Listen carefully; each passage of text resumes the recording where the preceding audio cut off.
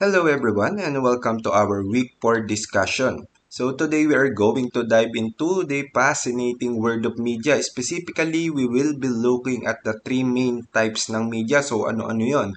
We have print media, broadcast media, and lastly the online media. So I'm teacher Nathaniel Del Rosario and I'm excited to guide you through this lesson. So let's get started. So, lesson objectives. So, before we jump into the main topics, let's look at our goals for today. So, by the end of this lesson, you should be able to identify the distinct characteristic of print, broadcast, and also online media. And we will also describe how a single news story can be presented quite differently depending on the media type being used. And finally, we will apply some basic HTML and also CSS to create a simple web page using BSD Education Platform.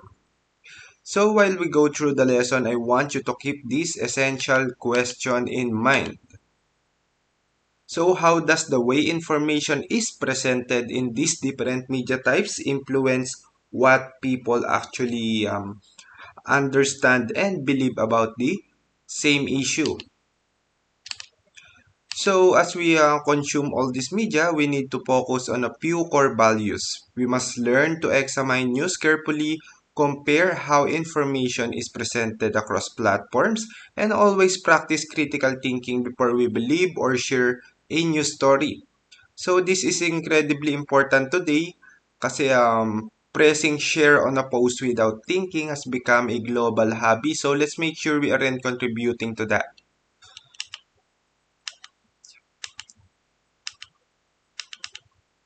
So let's warm up our brain with a quick activity called Guess the Media. So I'm going to give you four situations and we will going to think about where this information is coming from. So the first one is you read today's headline in a newspaper. So from the word newspaper, galing yan sa print media.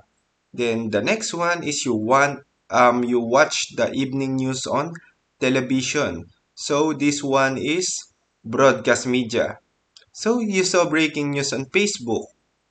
That is belong to online media. So you listen to weather updates on the radio. So that is broadcast media. So reflecting on those situations, ask yourself which media type was used in each of those scenario, and think about your own habits. Which media type do you use most often in your daily life, and why do you prefer that specific type?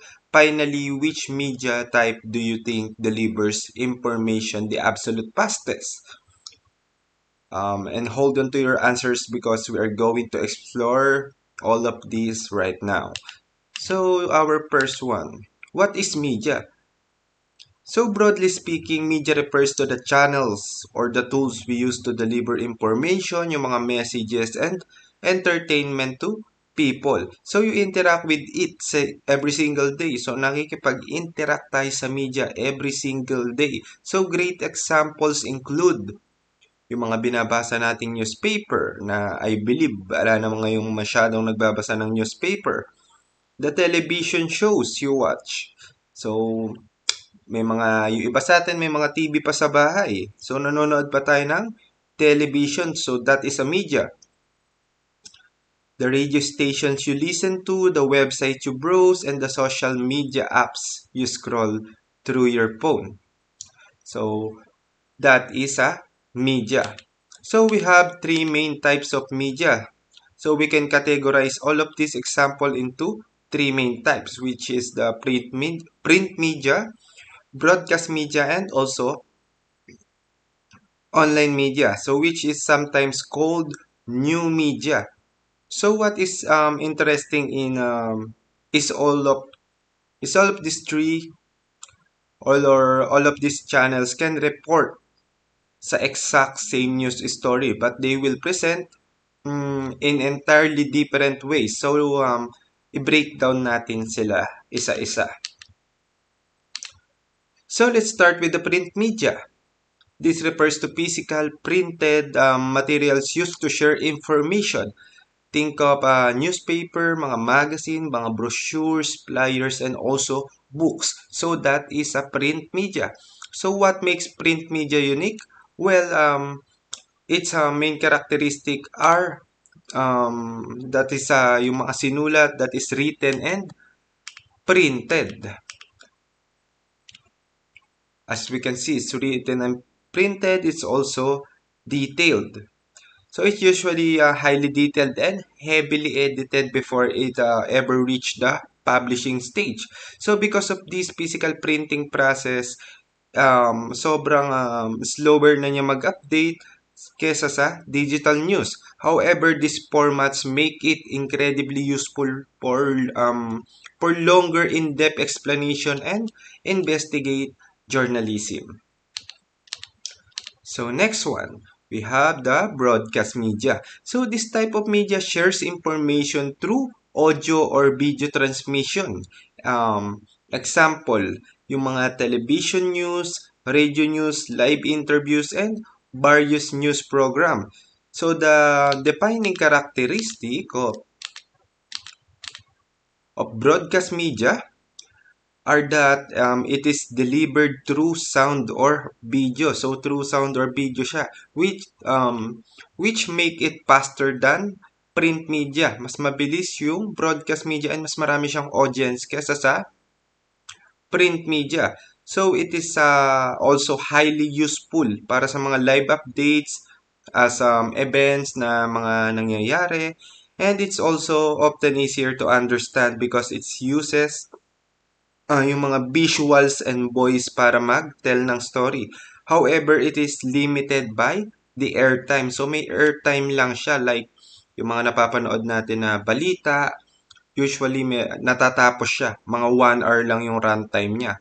So, yun yung tinatawag nating limited by airtime. Like, a news segment can be only last a few minutes or few hours long.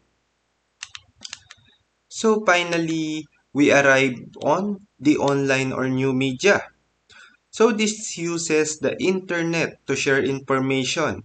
So this includes the examples, the news website, mga Facebook posts, YouTube videos, blogs, online articles, and even short TikTok news clip. So online media is defined by being incredibly fast and also easy to access. So it is interactive, meaning na you can leave comments or mag-click ng links. And it's updated almost instantly and highly shareable yung mga nakikita natin online. And isa pa, available siya anytime and anywhere as long na meron tayong internet connection. So, comparison table.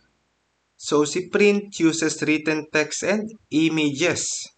Operate ng slower speed like daily newspaper.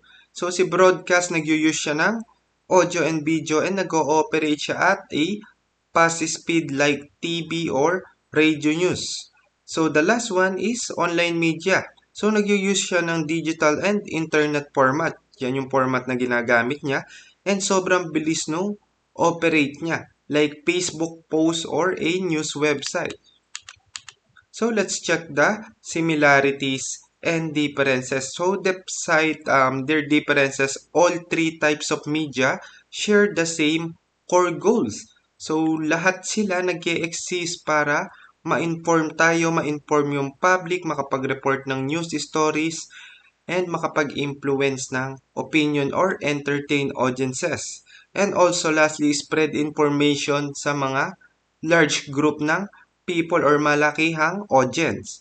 So, where they deeper is in their execution. So, they deeper in their speed of delivery, yung mga level of the detail they can provide, their physical or digital format, and also their audience reach and how much interaction they allow with the user.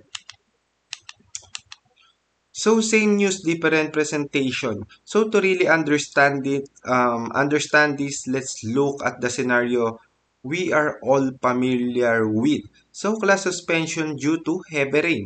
So let's see how each media types handle this exact same story.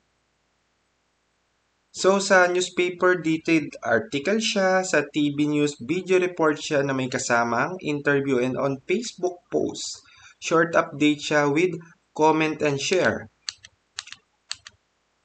So on print media and versus the broadcast version. So if you read about the class suspension in a newspaper, the article will likely include yung full details, yung official statement from the mayor or school official, background information sa bagyo or sa storm na paparating, and specific dates and location. So, but you are reading this or reading it in the next day.